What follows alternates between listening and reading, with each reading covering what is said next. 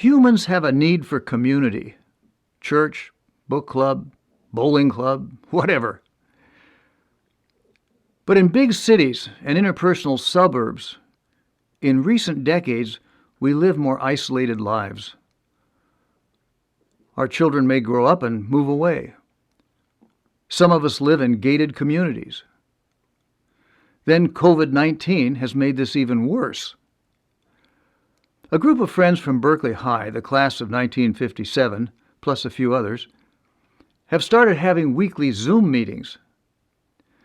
There's an openness and a sharing that surprised all of us. Many of us didn't know each other in high school, or at best, we knew who the others were, but only from a distance.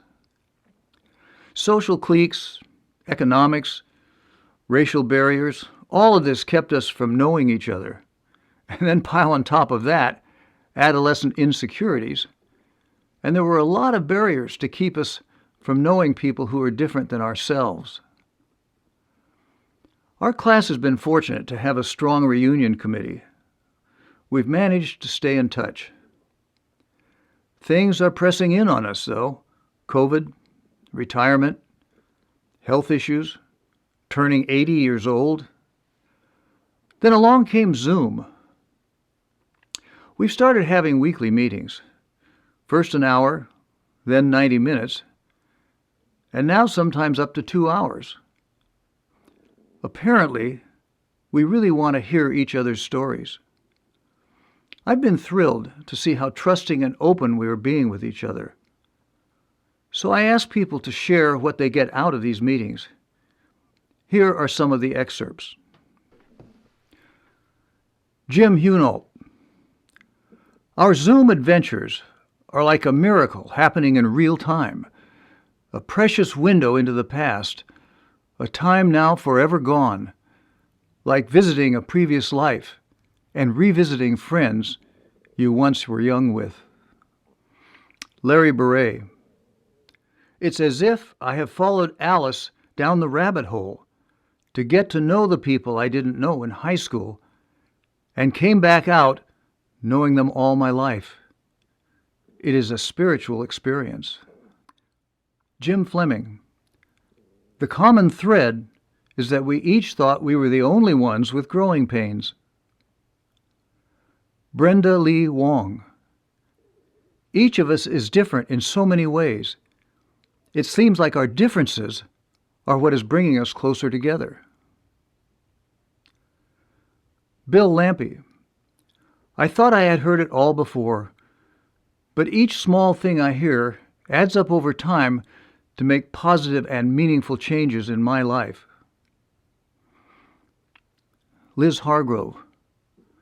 We weren't encouraged to speak our truth. I didn't even know my truth. I was shy and had low self-esteem. We can grow and change at any time in our lives, even in our 80s. Tad Brillhart. The people in our Berkeley High group have varied and always interesting stories to tell about their struggles and successes. Warren Harnden. In my angry state of mind from 13 to 18, I had little interaction with most of my classmates.